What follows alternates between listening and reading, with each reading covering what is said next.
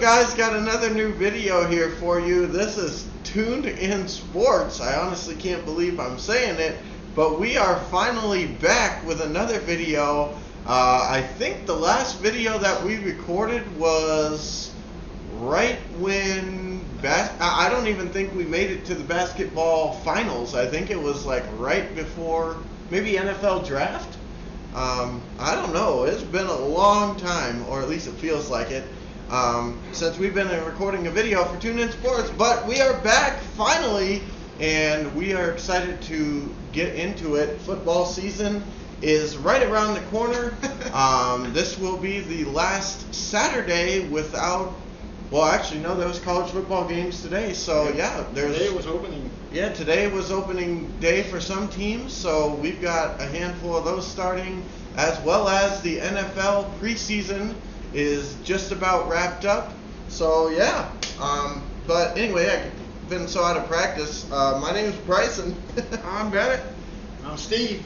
And I'm done. Yeah, and yeah, we are Tuned In Sports here for you guys. So anyways, we are back for some football talk, and you know, we've got a lot of different things going on. Like I mentioned, we had the NFL preseason just kind of wrapped up, and you know, my phone's been going pretty nuts with all these different updates and stuff over the last little bit. So you know, let's finally get into it and stop with all the hoopla here. So anyways, we're going to start off with the, you know, what better way to start off than by, you know, taking a bite into the Detroit Lions. So I thought we were going to start off by the signings with the Eagles today. Gardner Minshew's. Well, I guess we can. You know, I can honestly say, yeah, let's start there. That's fine. I can honestly say it. As of the time this video comes out, I'm not sure when, you know, how long ago it'll have been. Probably a couple days, and we'll get this video up. But as of the time of this video being recorded, this morning, Gardner Minshew was traded to the Eagles.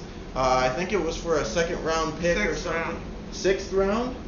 Oh, geez. Okay. So, anyway, yeah, he was traded to the Eagles for a sixth-round pick, which, you know, if you ask me, first of all, I thought originally that it was a second round pick, and I wasn't necessarily against it, but I was kind of like, well, whatever. I think we probably need more help in other areas than we benefited from that. But shoot, for a sixth round pick, I feel like that was an absolute steal.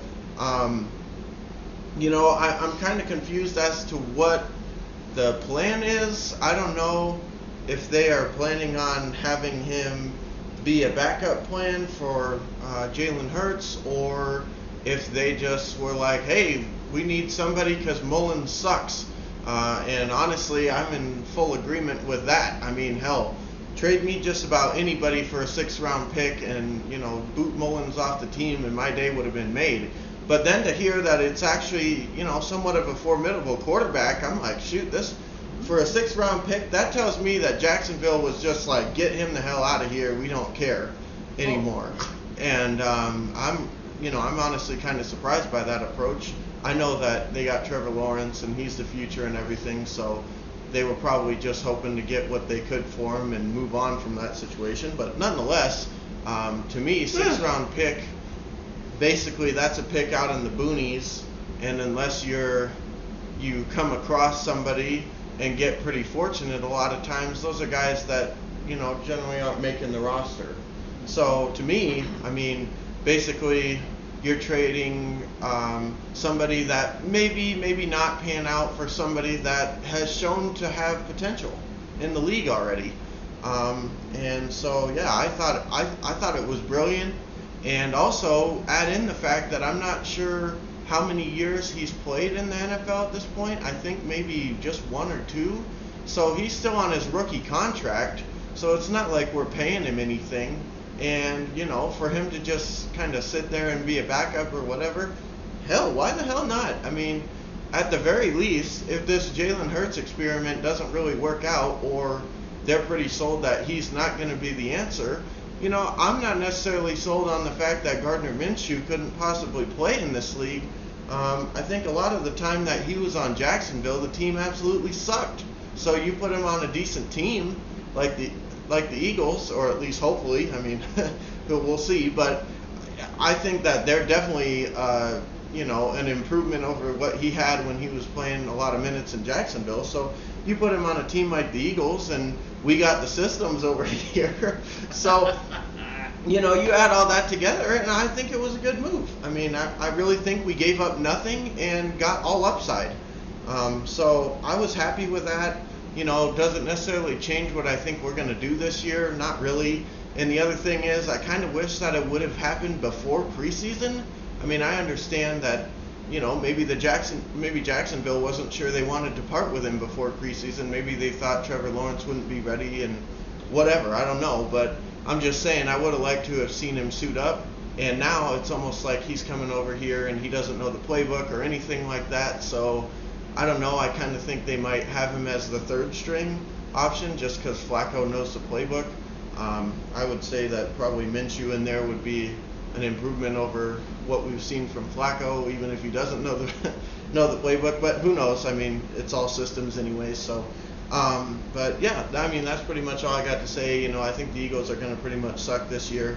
But I think given the division that we're in, we could probably find ourselves in a playoff spot, possibly. And we got talent in a lot of positions. And I've liked what I've seen from some of the rookies and stuff thus far. And, J.J. Arcega-Whiteside, the guy actually caught a ball and scored a touchdown for 40 yards, excuse me. It feels like 40 years since, I last seen him catch a ball. So, that was a nice thing today.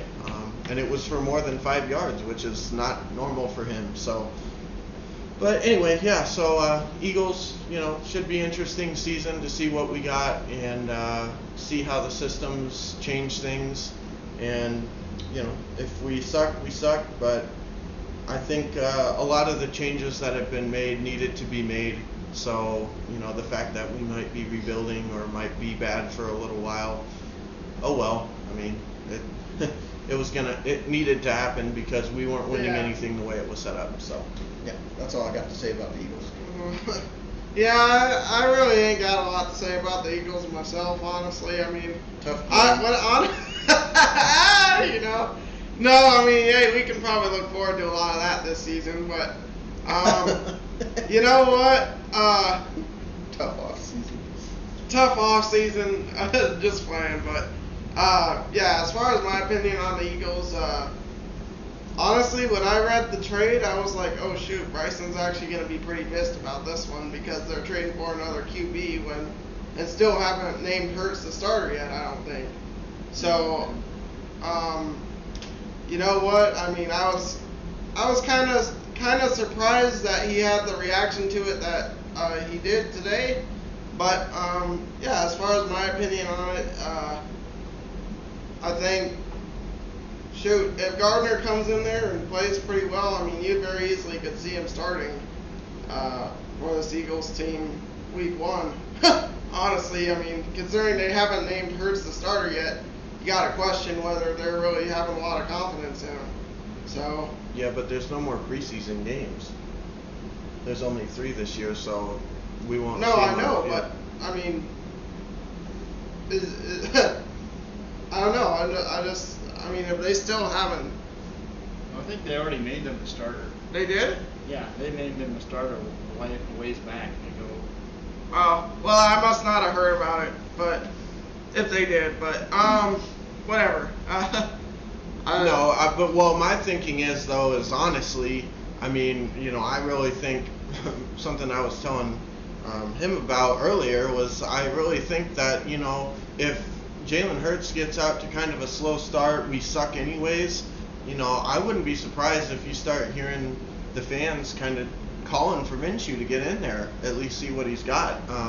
So I think it kind of puts Jalen in a position where he's got to play really well or he might get pulled. I mean, and with Flacco as the backup, I don't think that was necessarily likely happening, just because I think everybody kind of knows what they got with Flacco. But with Minshew in there, it's kind of a question mark still.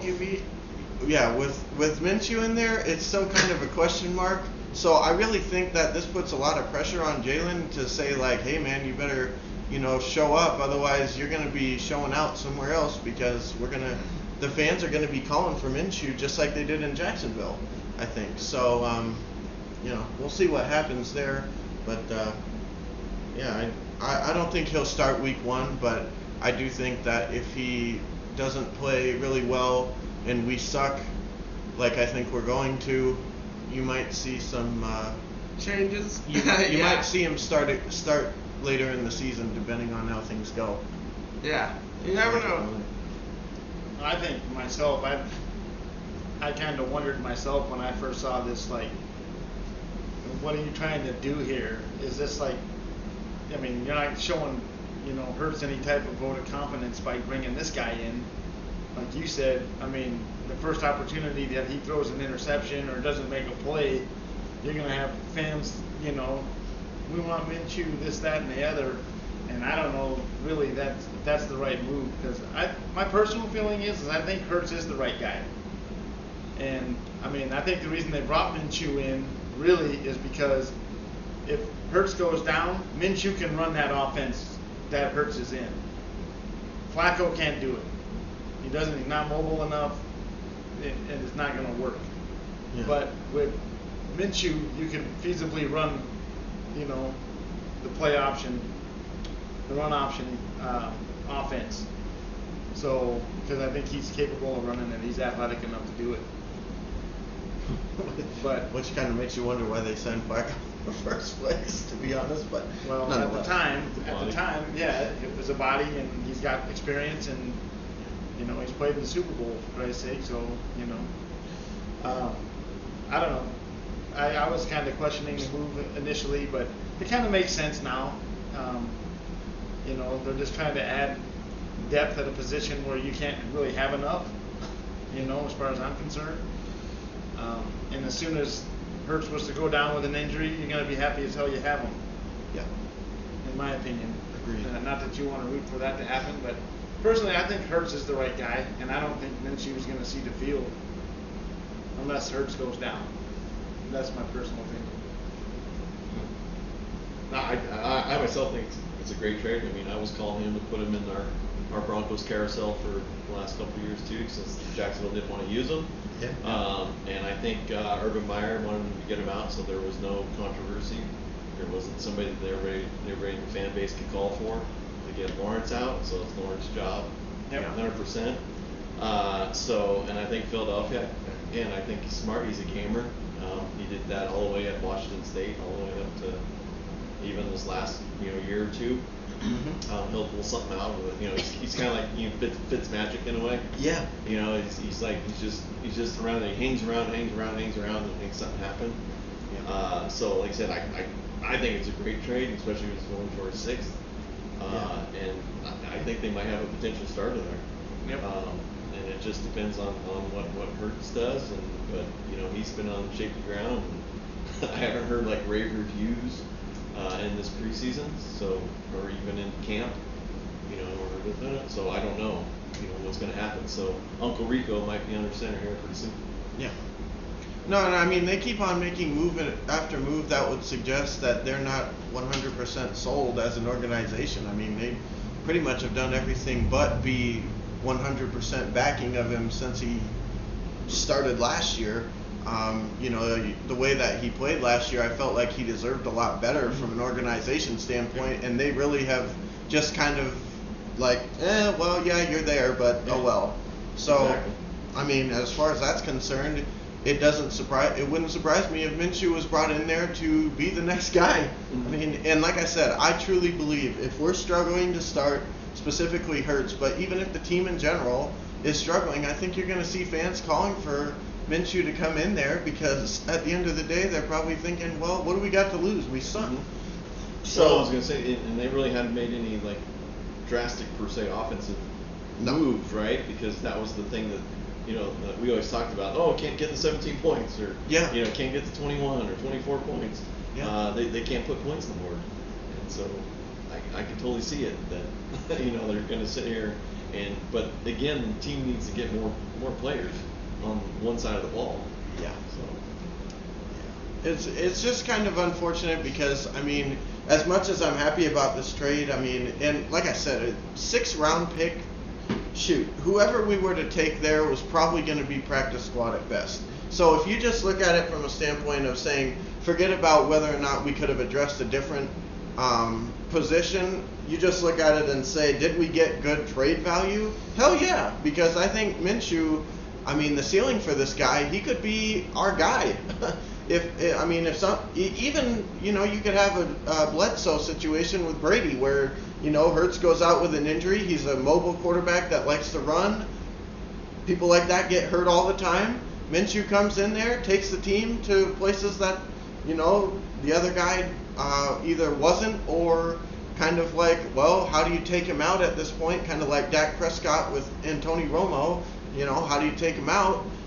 You could see a situation like that playing out here. And like I said, if he can do what he did in Jacksonville, I feel like the Eagles are, at that time, the Eagles are a much better team. And, I mean, I think that the ceiling for it is he could be much better than any 6th-rounder that we would have gotten. So, like I said, if you just look at it for trade value alone, I think it was an absolute steal.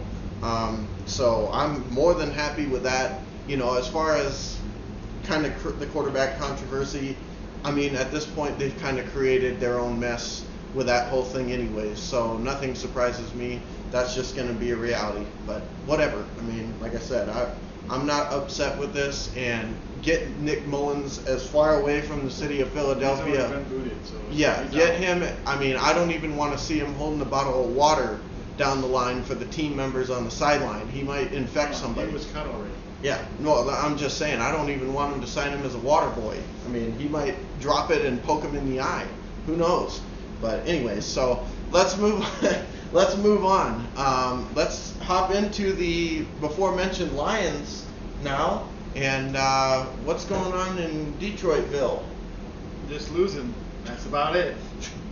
You know, I didn't expect to see a whole lot of wins in preseason. I think personally, I like a lot of the moves that have been made. I think coaching staff wise, I think we're way better off than we've ever been there. But I think we're lacking talent, especially in the receiver position. The only guy that's really kind of shown out has been St. Brown from USC, the rookie they got, and he looks pretty decent. Rashard Perryman, he might be on the next boat out of town. As far as I'm concerned, the guy is just way underperformed. He's got speed, but he can't catch a ball. Matter of fact, I don't think he can catch a cold. He's that bad. Right? So, I mean, it's just not. He was slated to be number 2. And if that's number 2, we're in really serious trouble. Because, I mean, I'm serious. That guy is horrible. He can't catch anything. Some of the young guys, Cephas has looked good. He looks like a promising player. You know, the defense looks improved, much improved over last year already. We're actually getting a pass rush, which is amazing.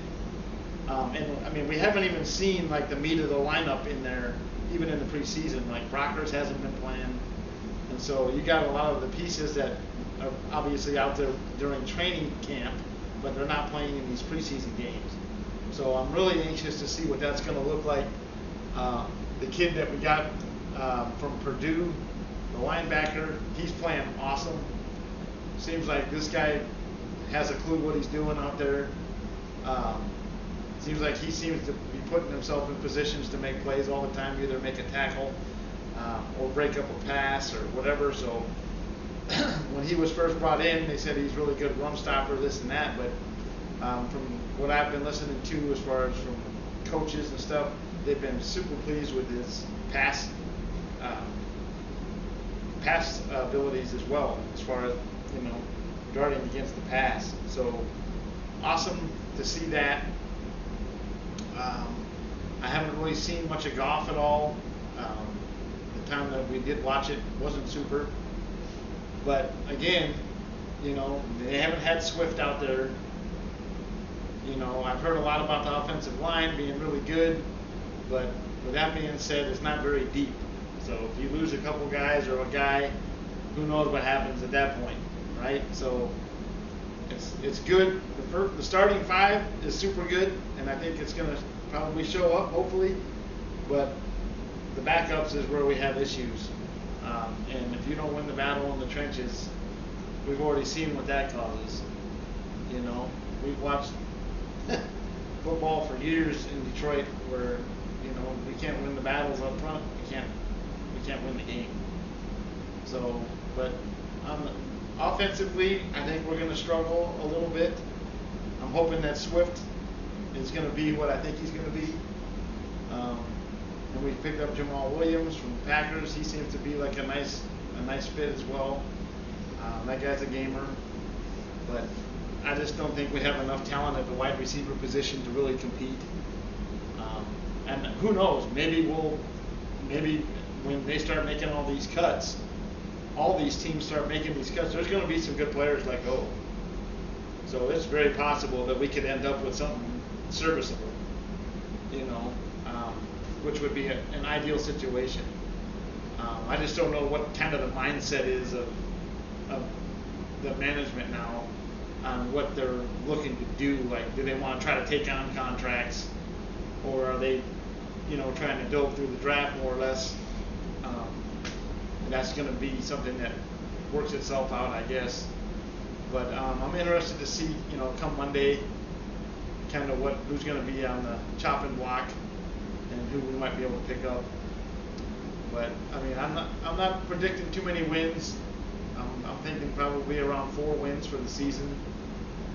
But I do expect to see a better brand of football being played. I think we'll be in a lot of games, and we'll get better as the season goes along, I think. I mean, right now it's all new coaching staff. Every position basically is new coordinators everywhere you look. Even the mindset of the ownership seems to be something different than what it had been. So, I mean, it's going to be an interesting season to say the least.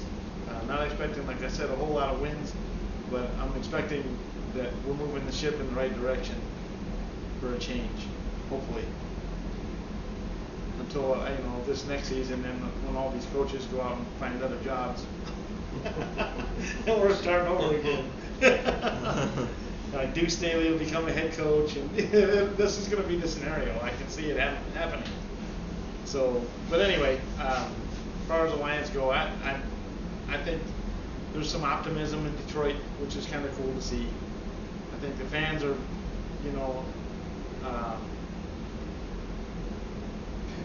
patient, but obviously want to see change. But I think this coaching staff actually has a chance to see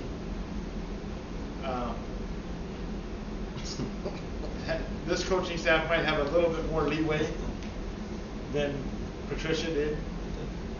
As we say, you better not have a press conference like Patricia week 1. Yeah.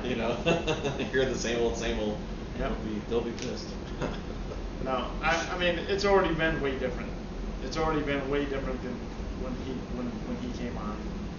And I mean, and unfortunately for him, he's been at the front of many jokes, even from the people interviewing that are constantly bringing up Patricia and this and that and the other. So it's been, there's a big change already in the way things are being done. The players as a whole, I think, are much happier with the guys that are still on the team from last year. So we'll see. Yeah, definitely kind of an interesting situation in Detroit for sure. I haven't really seen a whole lot of golf, and like Dad was saying, I mean, the line supposedly has some pretty high expectations coming into the season, but they're not very deep. Then anybody goes down, you're going to be looking at Bengals' usual offensive line. Turnstile. Don't mind me, go on through. Yeah, right, exactly. You're gonna be looking at some pretty rough situation for golf. I'll say that. But yeah, I mean, shoot, I'm in full agreement. Like, as far as the wide receiver position goes, that's the position I'm definitely most worried about for Detroit. You look at the names that they have on their team at the wide receiver position. I mean, really, I mean, there isn't really any names, but I mean, it's like a bunch of people. Like, I don't think most people are very familiar with. Besides, I mean, I'm familiar with Perryman, and because he was in Baltimore for a couple of years, but the rest of those guys, I don't even think I've heard of. For the most part. So, but yeah, I fully expect Hawkinson to be the number one go-to this year for Detroit. Because I mean, I think that's their only good option at this point. Like, great option at least. No, he's a Pro Bowl player, so yeah, I mean, he's gonna be an option. He's gonna be their best option for sure. But yeah, I mean, shoot, the thing for the defense that Dad was talking about can actually also be applied to Cincinnati, in my opinion. I think overall the defense has looked a lot better. So, yeah, I'm looking forward to seeing what happens in Detroit. Should be interesting with all the changes they've made. Coaching staff isn't bad, and yeah, the ownership is a lot different, it seems like. So, interesting. Yeah, I think you've heard me say this multiple times before, but I think a lot of the change you're going to see in Detroit is not necessarily going to maybe show up on the scoreboard or in the win column necessarily. I think you'll see them playing a much better brand of football, and they could end up with the exact same record.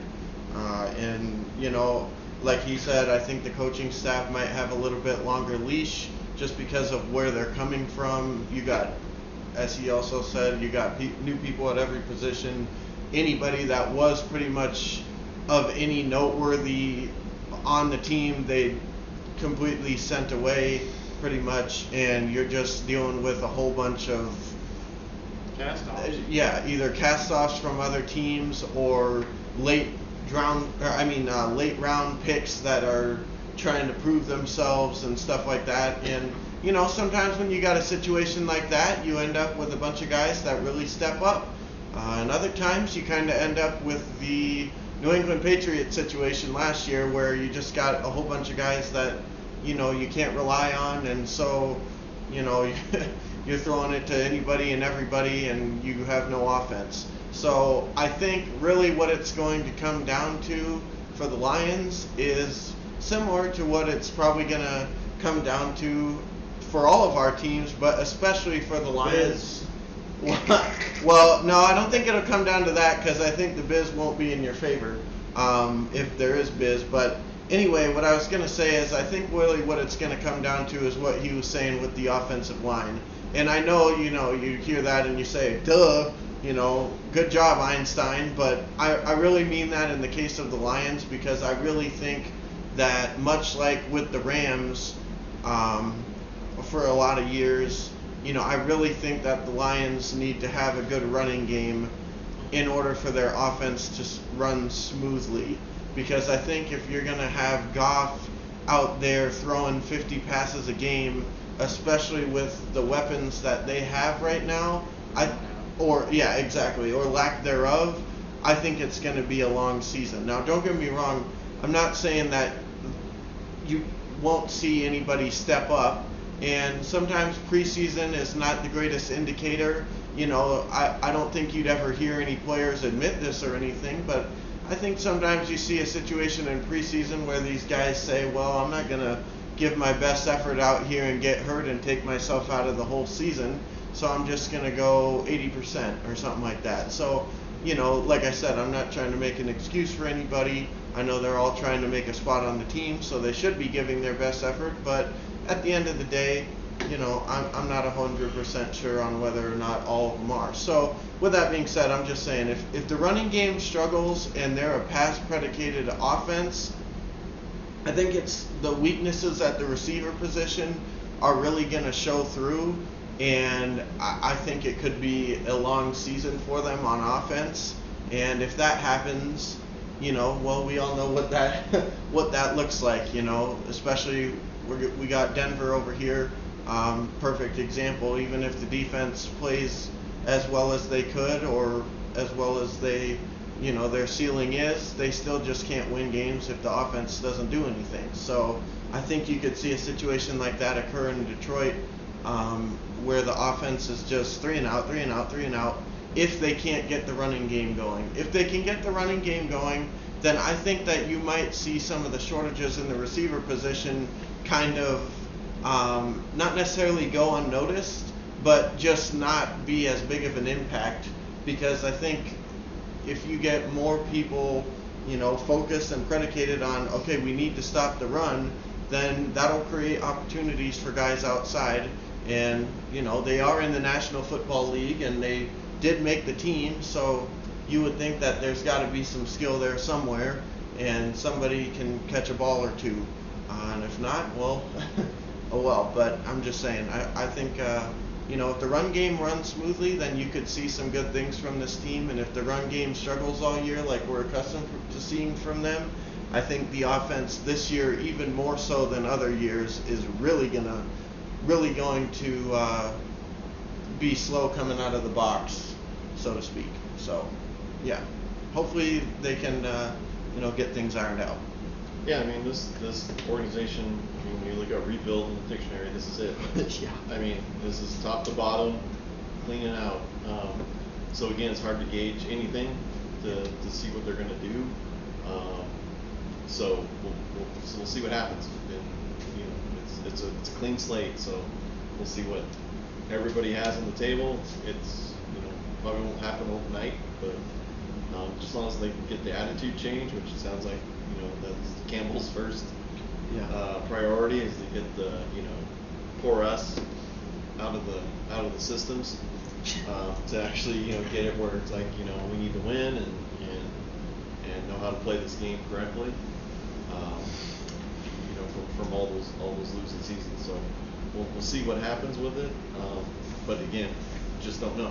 I mean, this could also continue down the same path that it has been, just as easily as it could be successful. So, I mean, we don't know until we start playing.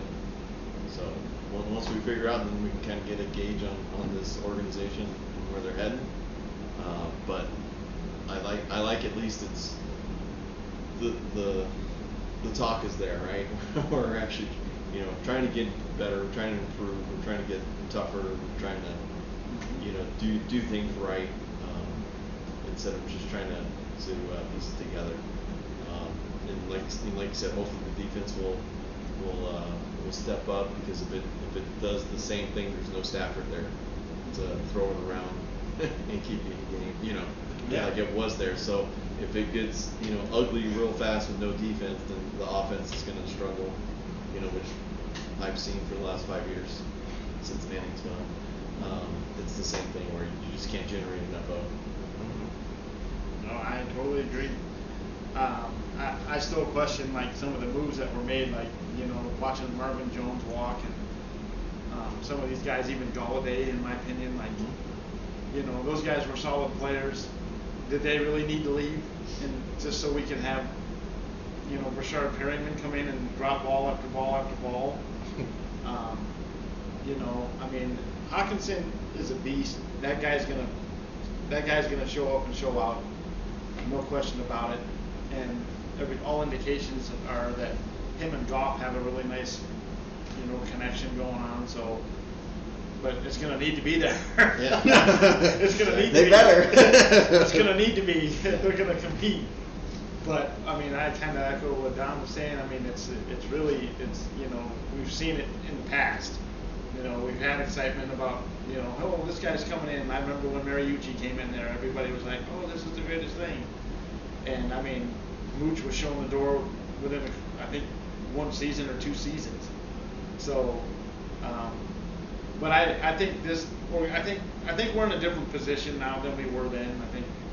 I think the ownership's mindset is different than maybe it was then. I think ever since Sheila Hempford took over, I mean, at least from the outside looking in and what I can tell from, what the coaches are saying and everything, she's actually out there involved, watching the practices, in team meetings, things like that, where, before those guys were never involved in that. So that to me shows a lot that she's taking an active role and actually cares about what's going on. So that's why I think it's going to be different. And like Bryson said, I don't think necessarily that the changes that are made are going to show up in wins this season. I do, however, think, moving forward, I think it will show up. Right now, the way this team has been put together is primarily it's a bunch of cast-offs. They signed a bunch of guys on one-year deals. Basically, guys like, the guy, Tyrell Williams from the Raiders, he's our number one receiver. Okay, but he's a guy that was kind of like, okay, obviously the Raiders weren't afraid to let him go. Like, go ahead, see ya. So, it's one of those things where we got a lot of guys that are playing with chips on their shoulders right now. So, and sometimes, like you said, that can be actually a really good thing because guys can step up and say, you know what, you think I'm a piece of shit? I'm going to show you I'm not. And sometimes if you get a bunch of guys that all have that same mindset and, play together, it could be actually a pretty good thing. So, we'll see. I'm optimistic to a point. But I don't know. We'll see where the chips fall. But yeah, that's kind of where the Lions are right now. Is much like the rest of the Detroit sports, it seems like all of the sports are going in the right direction. And kind of started with like the Pistons kind of taking the first steps. And now the Tigers are actually playing better ball than people were thinking they were going to play. And now the Lions, if they can kind of hop aboard that wagon, which I think they are, there's actually some optimistic stuff going on in Detroit for a change. Now we're still at the bottom of the league in most of the sports, but we can't get worse. We're getting better. I was gonna say. So I'm as a whole, I'm actually pretty happy right now, and I think Pistons wise, I think we're going to be in the mix sooner than later. Yeah. I think within the next 3 years, we're pushing for a pennant. I do. Because after those 3 years, then we got all these rookie contracts coming up. We're going to lose a bunch of players. But I'm telling you right now, we're going to be in it. We're going to be in the mix. We got some star players, all young guys.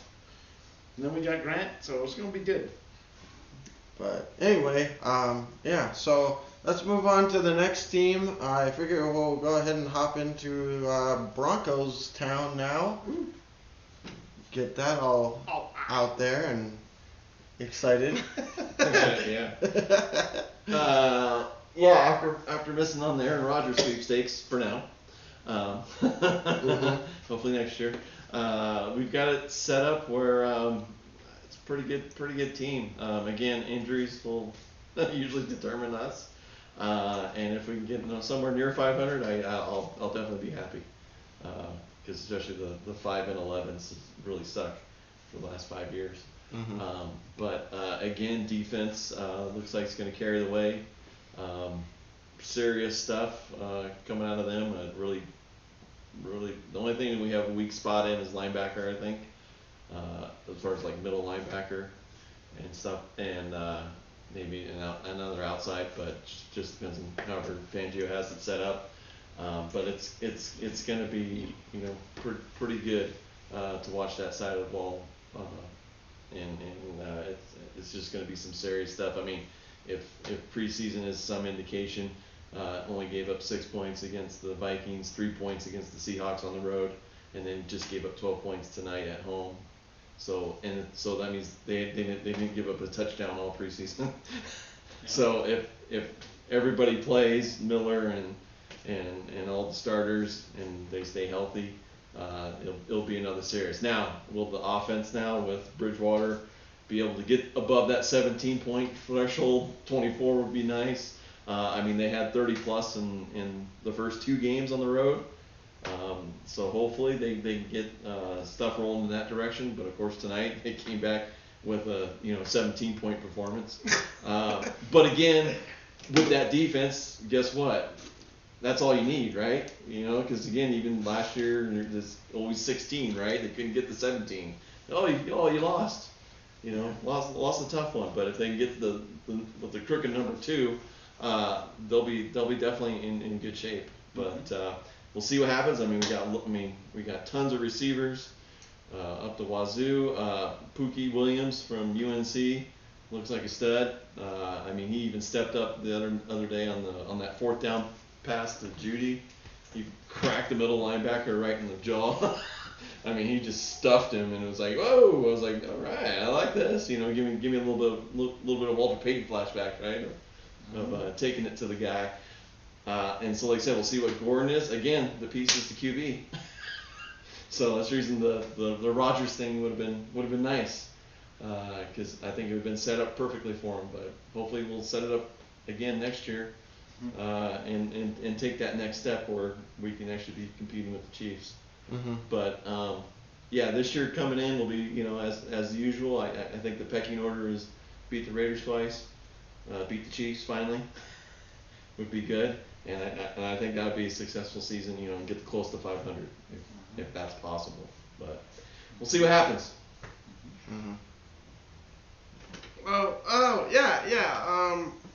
My opinion. Wake you? No, I was sorry, I'm falling asleep over here. Listening to Don just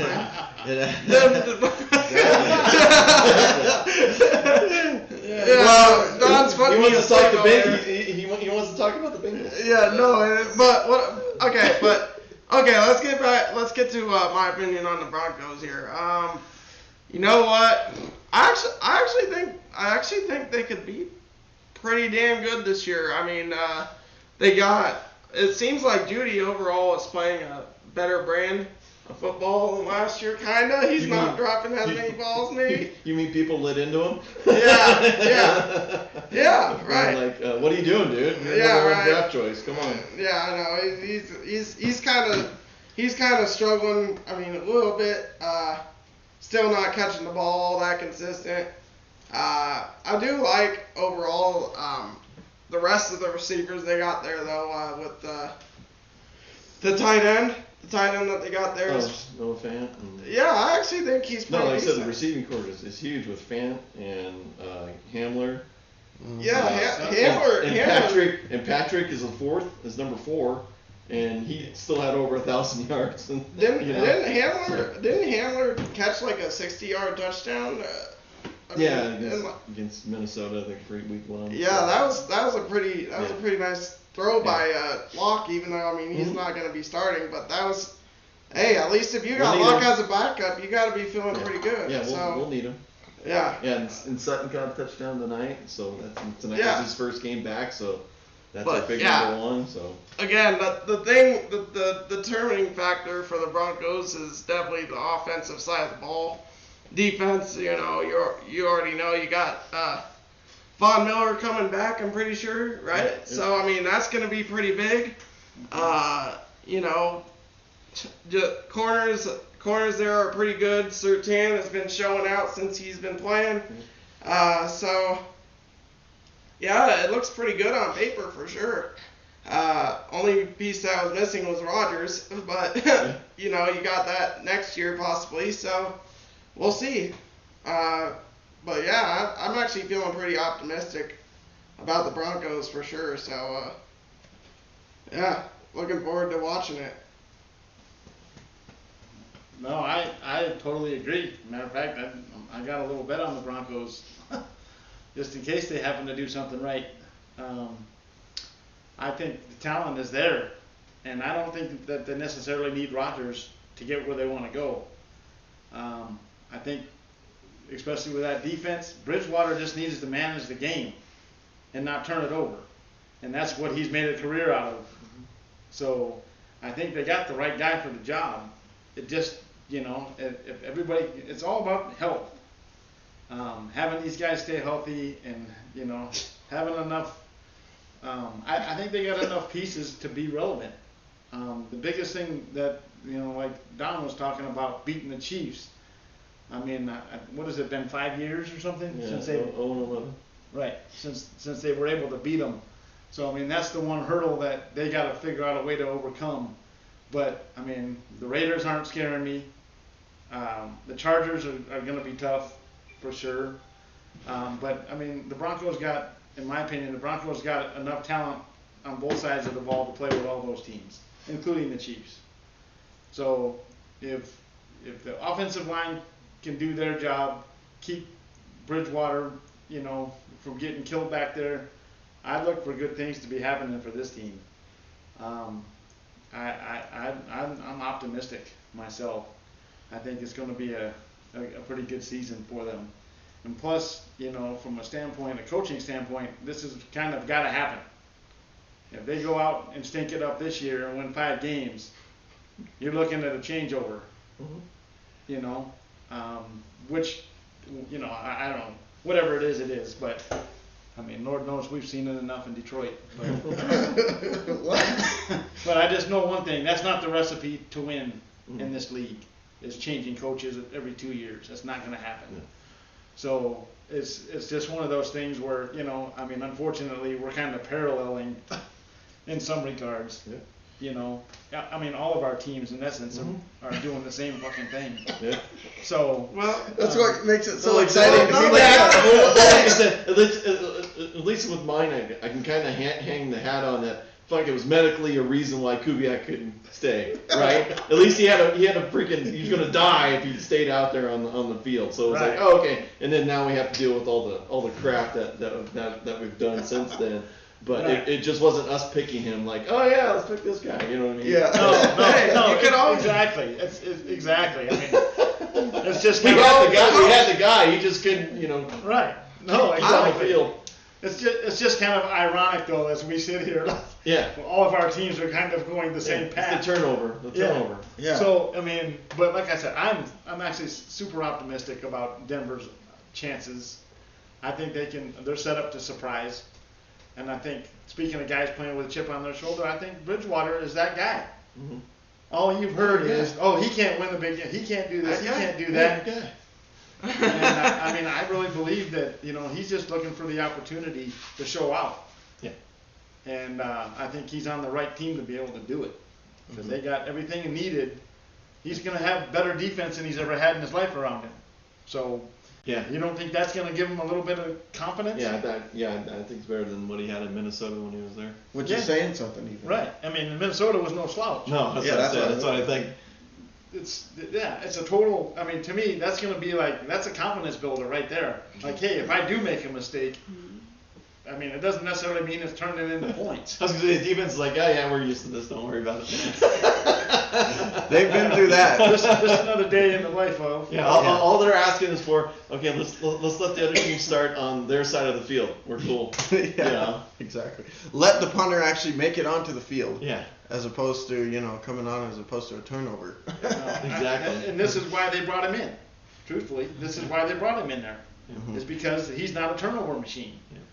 So, I mean, I really think this could be the match made that should have been. So, I mean, we'll see what happens. But like I said, I'm optimistic. I like the Broncos' chances this year. I do.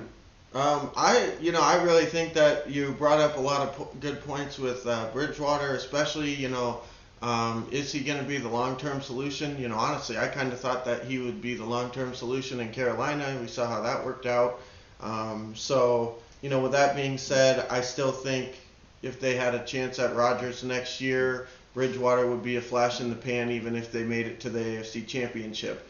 With that in mind, though, I don't think that they should necessarily look at it and say, well, we must have Rodgers, otherwise we're in the tanks. Because, like he said, I really think that Bridgewater, the last season, the fans aren't the only ones that didn't have that season.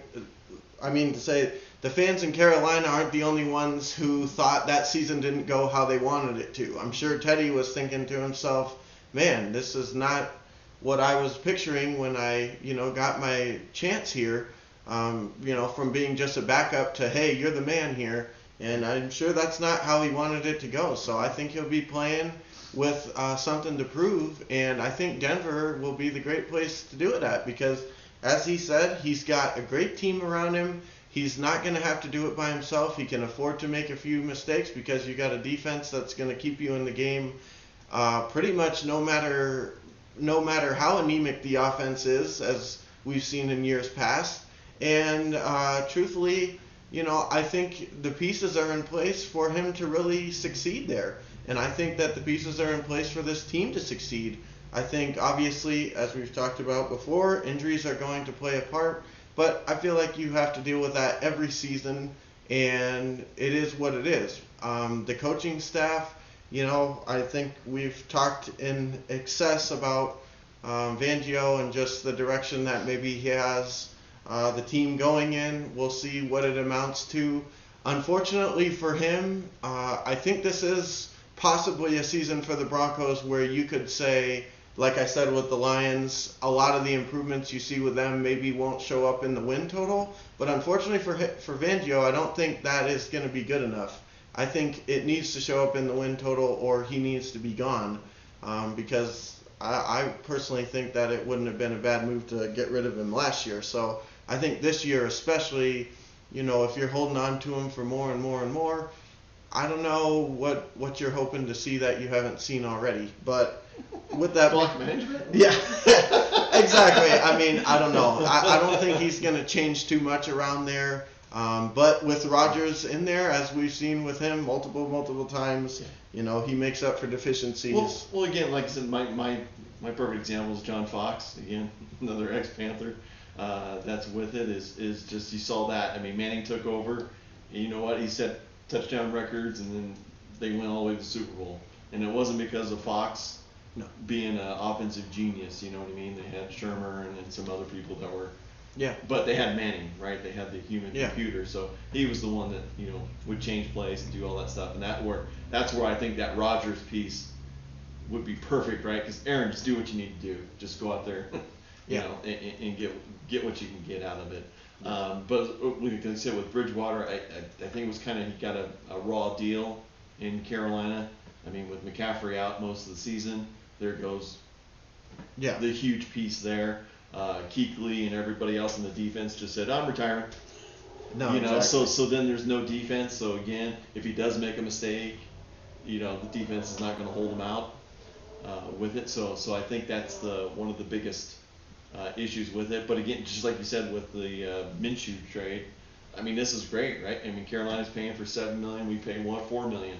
Yeah. This is this was the perfect landing spot, and it worked out great for the Broncos. Because he's not costing that much. It's a 1-year deal. We'll see what he's got. If he can do it, that'll be fantastic. Yeah. But. Yeah, no, and I mean, and the thing is too, is like, at the end of the day, I feel like you kind of are just looking for kind of a stopgap till next season, anyways. Mm-hmm. So I mean, you might as well bring in somebody, and then if what's his name doesn't pan out and you don't end up getting him, well. You have somebody that could more than well do the job, depending on how he plays this season. And like you said, I mean, I really think even with the Bridgewater thing in Carolina, I truly believe, well, for one, maybe he didn't do as well as people wanted him to, but who did he have to work with? I mean, there's a couple of young receivers, but they're young. They're not serious breakouts, in my opinion. The defense was not nearly what it has been in years past. The running backs, they were going through them like, glasses of water in the desert. I mean, it was just every time there was someone, this guy looks pretty injured. Yep. You couldn't even finish saying his name before he ended up on the injured reserve. So I don't think it was really fair to place the blame on him because, what do you want him to do? And he's taken shots all year long because the offensive line dealt with injuries. I mean, it was a difficult situation for them all season long, and they just kind of were ready to move on faster than maybe they should have. But, we'll see what happens with Sam Dalton. Like I said, I think it's great that, if you go off the actual numbers from the season before, when he filled in for Breeze, and you didn't lose a game. No, that's what I was going to point to. So I think the offering that what he showed with the Saints is more of what you're getting than it was with Carolina, because you're talking about two totally different situations. Yeah. When he had people around him, he did more than fine, and he's walking into a situation where he's got more than enough talent around him. Yeah. And he's got a defense better than any defense he's ever played with. No. Yeah, exactly. Behind him. In So- Carolina, he's walking into a rebuild. Yeah. Right. I mean, he's walking into the Lions, the Eagles, whatever team you want to replace with that. And in the Broncos, he's walking into a team that is only an offense away from really seriously competing. So, and I think he knows that too. I mean, so yeah, I really think, like Don said, I think he got kind of a raw deal in Carolina. But I mean, like I said, I think he may know that, and I think he'll be playing with a chip on his shoulder. Like, hey, I'm don't make it seem like I can't play in this league. And if he's not asked to do too much, because you can establish a running game and things like that, and you got players out there that can make catches even when the ball's not perfectly thrown, as we've seen from the last years of carousel down there. I mean, he's more than set up to play well, I think. So I think the Broncos will be a team to contend with. Like you say, getting over the Chiefs is going to be a big one, but I think that they're more prepared to do so this year than I give them a chance in any of previous years. I think they've got a much more well-rounded team, and I think they're only an offense away, so if the offense just shows up a little bit, I'd give them a good chance at possibly beating them. So, but anyway, yeah, that was I think the Broncos are one of the teams on this channel that have the most upside for the season, as opposed to like the Eagles, for example. I think their upside is like 500 at best. So, anyways, Yeah. Let's move into Cincinnati town, the home of the home of the orange Tiger jumpsuit. Cubs. Yeah, the home of the orange jumpsuit. Who dey? Who dey? Who dey? Who dey nation? You know what? Tomorrow, as it sits right now, is going to be Joe Burrow's debut since coming back from his injury. He's going to play a couple series in this game against Miami tomorrow. Like, as of when this video is being recorded, they're going to be playing tomorrow against Miami. Mm-hmm. I'm really excited to watch it. You know what? I really think Joe's health is going to be the determining factor for whether we can have success or not this season. You know what? I've already noticed a major improvement on the defensive side. I mean, I already think we got one of the best safety duos in the league as it sits with Jesse Bates and Von Bell. Corners looking pretty decent. Guy from Dallas is looking pretty good. As I've seen in training camp, and also the little bit that I've seen from him in the preseason. In fact, in the preseason, we've been giving up like not too many points, surprisingly. So, you know what? If the defense could play well and Jamar Chase can get what he's got, these struggles he's got going on turned around, which, judging by from hearing from the coaching staff and stuff, it sounds like he is improving as the days go on. He didn't look that great in the past two preseason games, but you know what? Not all the time do people show out in their first couple games. So yeah, I fully expect him to get it turned around.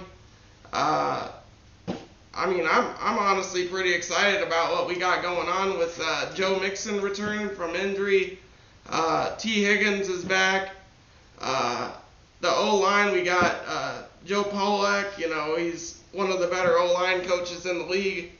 And you know what? I'm pretty sure, like, the starting O-line didn't give up a sack this preseason. As of this preseason. Yeah, first 3 games. So I'm pretty happy with that. That's at least a positive sign. Granted, I mean, they're trying to get the ball out a lot quicker, I'm sure, which is part of the reason why they're not getting sacked. But still, it's a positive sign, and you know what? If we can get that running game going, it's gonna really open up this offense quite a bit. Because I think the weapons are there already. They just need the defense and an offensive line to stay on the field. Yeah, exactly. So, yeah, I'm feeling really optimistic this year about where this team is headed, and I look forward to watching it. Yeah, I think the Bengals are going to be, another one of those teams that have tremendous upside as far as what the ceiling could be. And I think the Bengals is one of those teams that you're going to see a lot of, injuries will obviously play a part, but if they're able to stay relatively injury-free, I think the Bengals are going to be one of those teams where you're going to see a lot of improvements from last season, and they will show up on the scoreboard.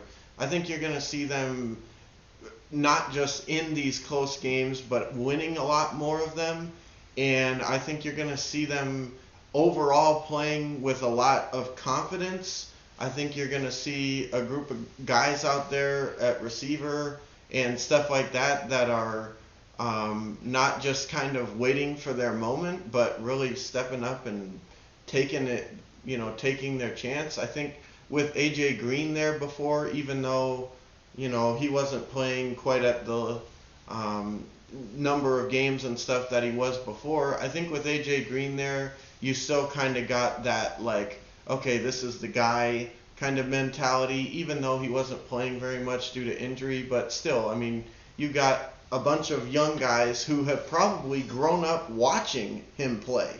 Because AJ Green is not a new player at this point. He's been in the league for, probably close to 10 years, or maybe a little less than that. But I'm just saying, these guys growing up probably watched AJ Green play in the football league. So I think having him out of there is going to lead for, okay, somebody's got to fill that role. And I know that, there was signs that some of these guys are already ready to do it last year, but I think with him out of the situation, you're really going to see people step up and really take control. And I think you're going to see a lot of really good things coming from the Bengals. The biggest thing for them, I think, is just going to be their division is never easy.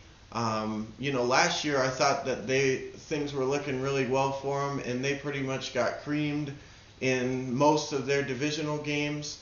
Now again, I think that this team is better than last year's team, and I definitely think defensively is where that's going to play a big part. If they can do better defensively, then I think they're more than capable of playing with anybody. But that's not to sell short how tough some of these other teams are, You're looking at Cleveland 2 times. I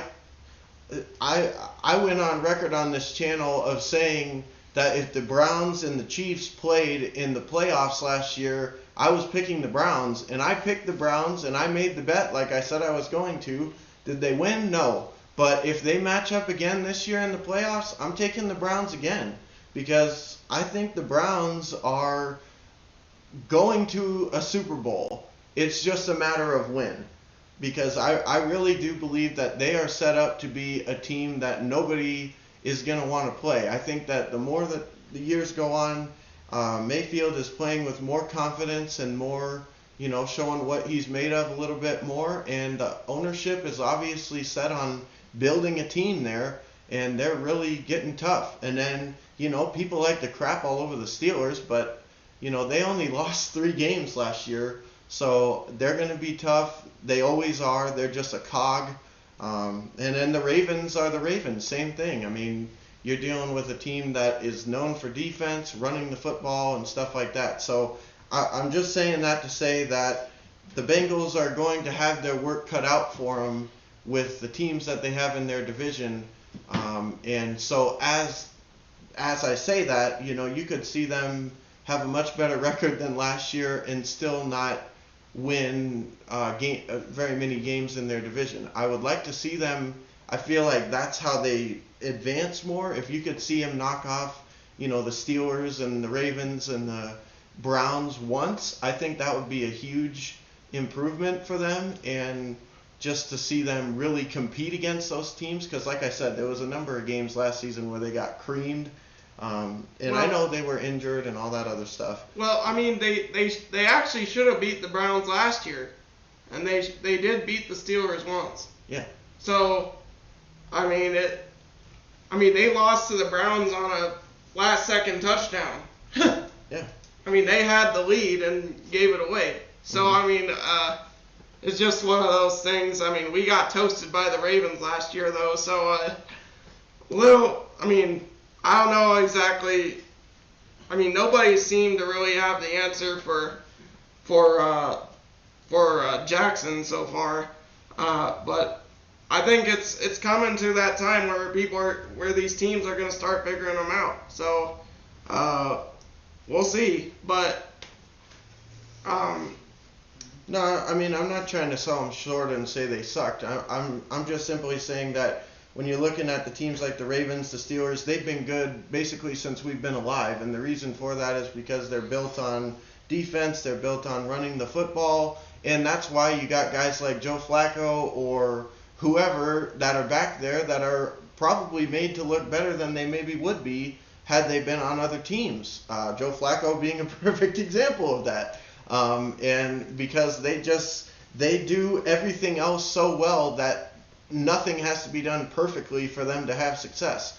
And so I just think that you're looking at the Browns team who is, destined for a Super Bowl soon. You're looking at the Ravens who are always difficult, the Steelers who are always difficult, and the Bengals who are going to be difficult, but maybe, still got a little bit left in the climb. So I'm just saying that they've got their work cut out for them in the division, and if they can escape the division with a winning record, like among the division games, I mean, I think that would be a huge boost for them moving forward. But with that being said, I could see them having a better record and still losing some of their divisional games just because you got a lot of tough teams. So we'll see what happens, but I think the Bengals are trending in the right direction for sure, and I think there's more and more confidence being built around the organization. I think more and more people are starting to buy into what they've got going on, and I think that it's only a matter of time, barring injuries, that you start seeing all of the potential talent that people talk about start not just being potential anymore and actually being like, okay, wow, these guys are serious. And I think it's coming. It's just a matter of can they stay healthy enough and can they compete on defense with some of these, serious teams in their division. So yeah, I'd say myself, kudos. I think for this team in Cincinnati, they're doing pretty much all the steps correctly. I think they're drafting pretty decent. They got some key free agencies to help them along. So we'll see where they go. I think the big mistake for them was they should have drafted the offensive lineman with the first pick because they need somebody to protect Burrow. And I think I know his buddy from LSU is nice and they know each other, but if you don't have time, it doesn't matter. That's with it. So that's I think is a huge going to be a question mark, and then it'll get answered really quickly with the Ravens defense, Browns defense, and Steelers defense. Yeah. We'll see if they can protect Burrow. If they don't, it's going to be long. It's going to be a long year because then there's a potential of him going out again on injury if they can't protect him. But they've got some more pieces. Woozy, from the Cowboys. See you, Buff. Go Buffs. And a guy from the Saints, defensive lineman. Yeah. That's on. So again, they're filling in holes via free agency too, as well as not through the draft. So again, kudos to that. They got a kicker. Yeah, that guy looks freaking impressive. But again, we'll see what he does when it's Actually game time. It's snowing and blizzarding in Cincinnati and Cleveland and Baltimore and Pittsburgh. You know what I mean? Yeah. It's nice to kick when it's 80 degrees outside and you can do whatever you want. But as soon as a snowball hits you right in the face, we'll see what happens. With it. Yeah. But again, weakness. Addressed. We went through a draft choice to see if they can address it. So again, the organization has done very well on the whole to fill in the spots that are weaknesses. So again, like I said, I see this team definitely improving. It's just as the team goes, Burrow is going to be As Burrow. Burrow goes, yeah. So. As Burrow goes, the team goes. So I mean, one other thing is, unfortunately, I mean, Osai, who was looking pretty damn good in preseason, linebacker that we got out of Texas, unfortunately, he's out for the year. But hey, it's another situation. Next man up. Gotta, hopefully we can have somebody step in there and not, him being missing won't be that much, very noticed. So we'll see what happens with it. But yeah, I'm definitely really looking forward to what we got going on this season. It's gonna be an interesting watch, regardless. Mm-hmm. Just because, you look at the offense on paper and you think, we should be putting up at least 20, 23, 24 points per game. Mm-hmm. So, defense shows up, then I see a lot of wins coming. Mm-hmm. So, go ahead. I was just going to say, the last thing that I'll say is, I know that I was talking about, the toughness of the division and how, that might make it difficult for them. But, I do want to say one thing, and that is that I think it's kind of a blessing and a curse, because in some respects you're looking at it and you say, man, we could be a much better team and still finish fourth. We have to face some of the better teams, not just of the last couple years, but some of the better teams in the last decade or longer. And we have to face them twice a year, and more than one of them.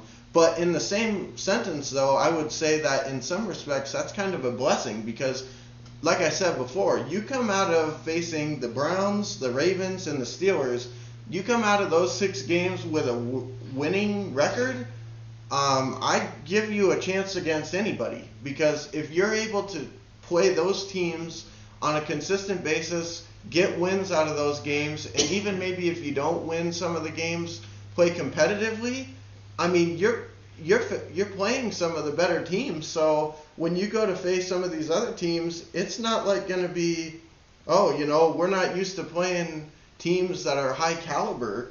I mean, kind of like the Eagles situation. Like, okay, last year if they would have won 11 games, well, if 6 of those wins would have came from the NFC East, well, whoopee, big deal. The teams all sucked. So I'm just saying, as opposed to that with the Bengals situation, if they come out of their division with a good record, I think that I'd give them a good chance against anybody, because they've already faced some of the better teams with some of the best defense and some of the best running games. And I mean, all I'm saying is the division itself is really going to help prepare them and in some ways propel them farther, just because they're already having to face these teams. It's not like they're going to get to the main show and be like, wow, we've never seen a team with these kind of athletes and stuff like that. You face them almost every other week. Yeah. So I think, like I said, it's kind of difficult when you're in a rebuild and you're trying to get better and you constantly have to face these teams. But I think in the long run, it's really going to help. And especially now, I think it's really going to be a good measuring stick. I mean, like I said, if you can come out of those slate of games and have a good record against those teams, then you probably have a great record against everybody else, and we're probably talking playoffs. If you come out of that struggling and, with 1 or 2 wins, then your record against the rest of the teams in the league might be similar, or maybe not the season that you're hoping for. But Yeah. I think it'll be a good measuring stick. That's all I'm trying to say. So, Yeah. But anyway, did you have anything that you wanted to add? You pretty much said everything. I pretty much echo your sentiments, even from earlier. I think there's a lot of optimism in Cincinnati right now, as well as there should be. And truthfully, if the offensive line is able to protect Burrow, I don't even think it's a situation where their defense has to be, locked down. Because they're going to put points up. They got weapons. If the running game is working, they're going to be hell to play against, in my opinion. And this is before they even got Jamar Chase. Because to me, they've already got 3 capable receivers before he even showed up. Which kind of lends itself to Don's point about maybe we should have went with the offensive lineman. But to be honest with you, like I said, I think this team has got nothing but a lot of talent. And the only thing that derailed it really was Burrow going out last year. So mentally, I don't know where he's at as far as, it's one thing to be physically okay. It's another thing when you got to mentally deal with people coming around your legs and stuff, and you're like, oh shit, what's going on? You know what I'm saying? That part of it, I think, is going to be, something he's got to deal with. And he can tell the media that everything is great and he's doing fine, but only he knows really what's going on in his mind. But we've all seen the talent. There's no question he can make all the throws, and the future lies with him. I think if he's healthy, the future is going to be awful bright in Cincinnati. I really believe it.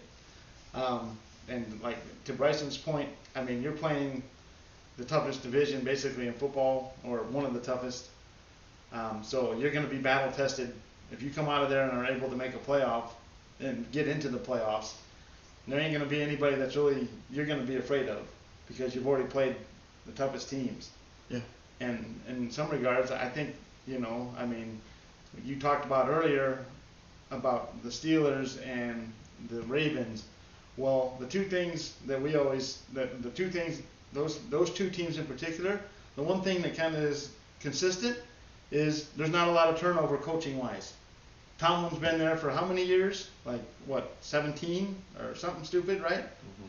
Some crazy amount of years. And same with Harbaugh. Good teams, you don't see the turnover. There's no reason to. They rest on the, every year we're playing defense, we're running the football, we're doing this, we're doing that. We're getting into the playoffs every year.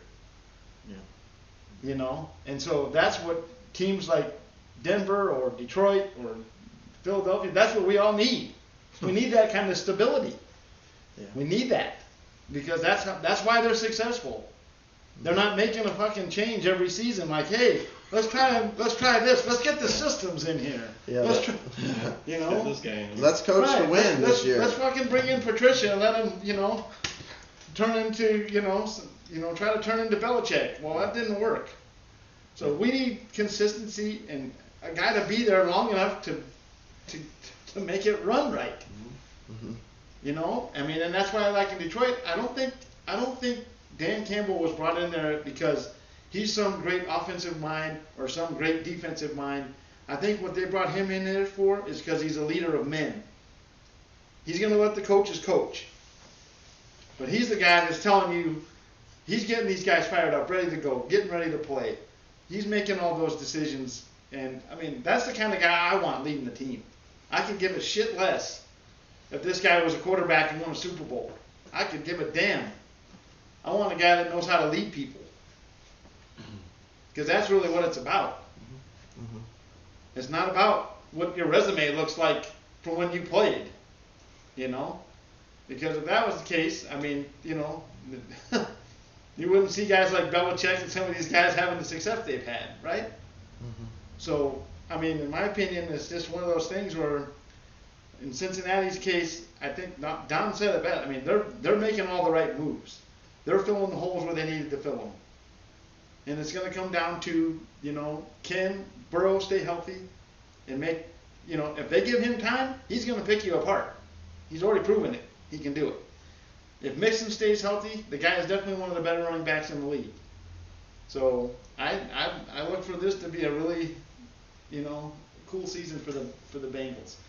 But I also think it can kind of be like Bryson said about it may not show up in the win column because of the division they're playing in, and I don't know. I mean, I don't think their out of conference schedule or whatever, out of the division schedule is not easy.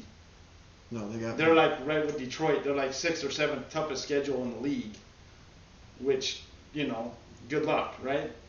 But also, with that being said, if you do come out of there with some decent record, then you're going to be battle tested. You'll be ready to play.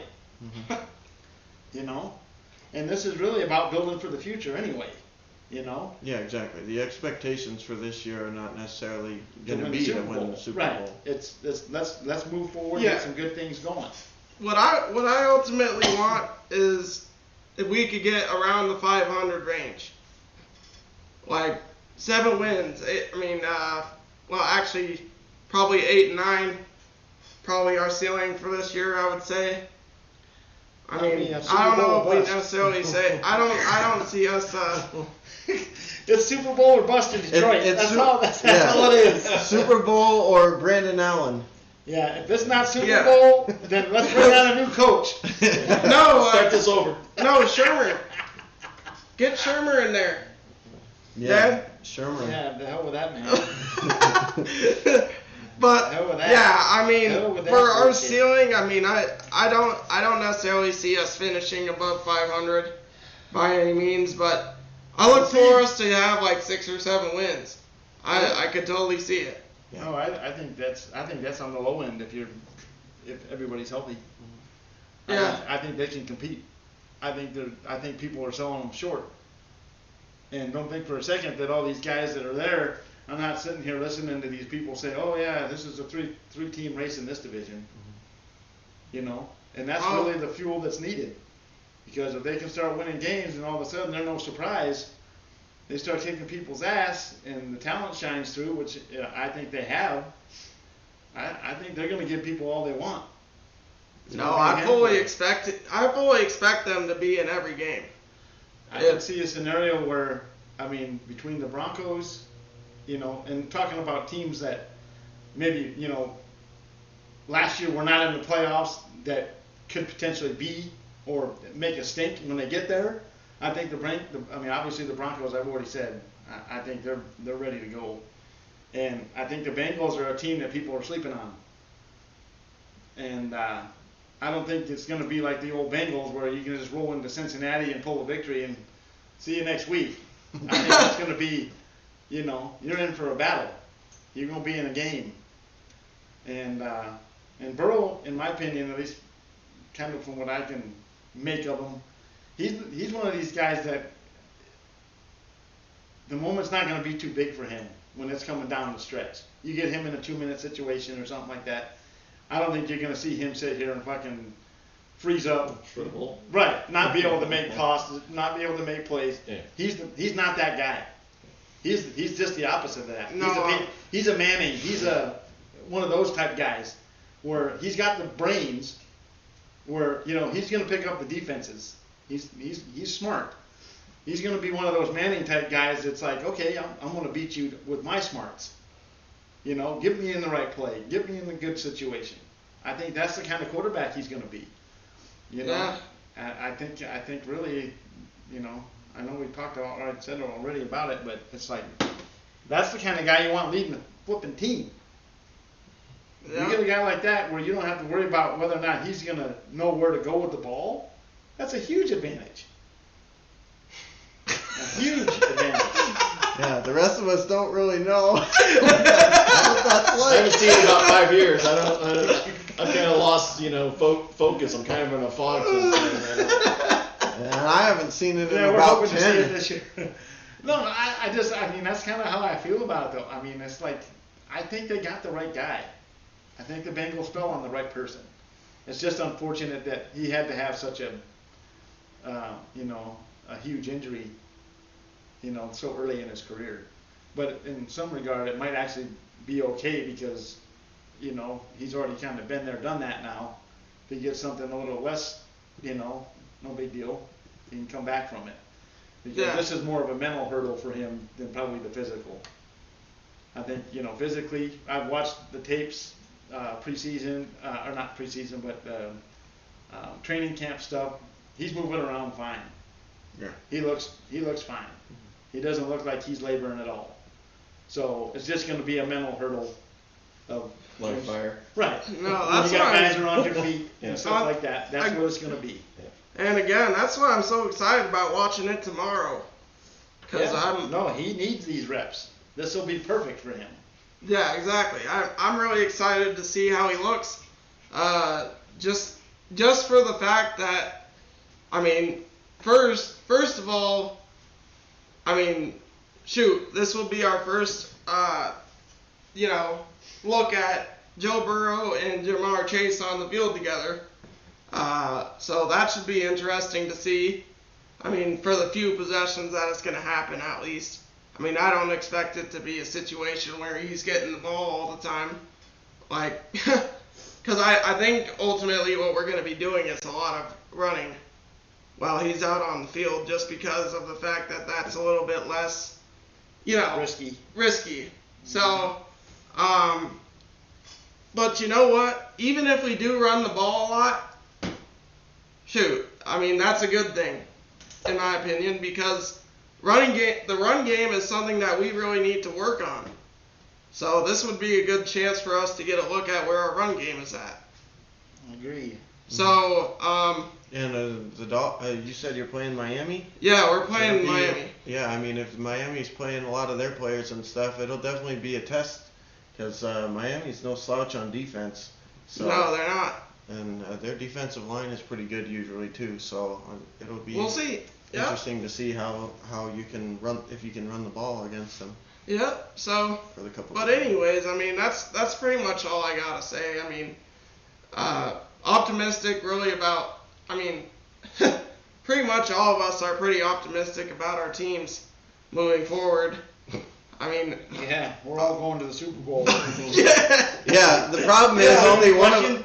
Yeah. Well, I was gonna say. I mean, we got 2 NFC, 2 AFC, so I mean, yeah, we're all 4 of us are going to go. I mean, Yeah. Yeah, it's just a matter of who's Well, going to yeah, actually win it. The Lions players are going to buy some tickets. Well, I mean, we're going to have plenty of. yeah, it's gonna be Bengals. We're going to Broncos, have and plenty of Eagles, Super Lions, Bowl and- matchups because we're pretty much all playing each other this year. yeah. No, I we mean- are. I know that's gonna be the fun part about it is.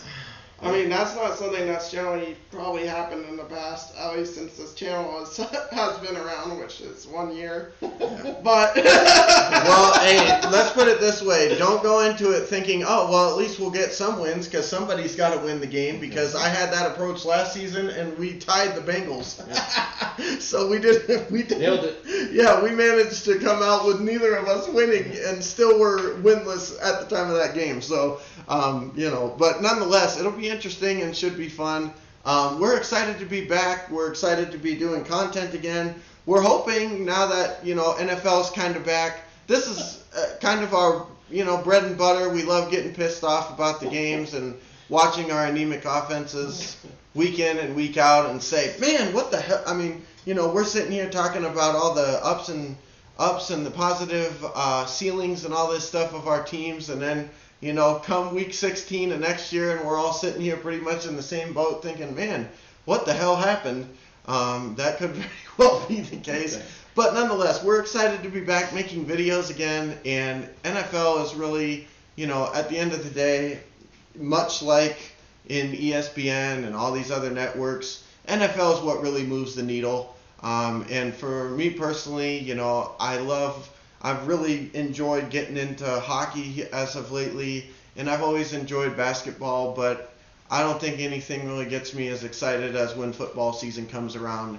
And I think, getting into making videos again and stuff like that is going to be a really exciting time for one reason or another. I mean, he's like me getting fired up for Rockies baseball. I mean, Yeah. Well, exactly. For one reason or another, it'll add some entertainment to the channel. yeah, I mean, And we make our best content when we're getting ready to throw something. So exactly. there we go. Viral video. Oopsies. But anyways, so yeah, I guess we'll kick off the season as I knock over that can. And so expect more content coming up soon. I know that opening weekend for the NFL is Like 2 weeks 2 from now. weeks away or something, and opening day for college football was pretty much today, and there's going to be all of our teams pretty much playing next week. So we'll be hopping into the content for some college football as well. Getting excited about that. And Tuned In Sports. We're finally back after a very, very long hiatus of things, and who knows, if the stars align themselves in just the right way, you might even see Dent Sports return from the dusk, and boom, some new videos. 2021, anything could happen. So anyway, thank you guys for watching this video. If you like the content, make sure you hit the like button, subscribe. Stay tuned for all of our new content that's going to be coming up, and also a new logo and some new music at the start of our videos. Definitely something to be getting excited about. So, with that being said, guys, I'm Bryson. I'm Bennett. I'm Steve. And I'm Don. Sorry, I'm not paying attention. And Not paying attention? I'm no longer here. Anyways, thank you guys for... OnlyFans just started back up. I'm sorry. The bill is finally paid. Hold on. Let me check out all my subscriptions. But thank you guys for checking out this video. More laughs to come. See you in the next video. Fans.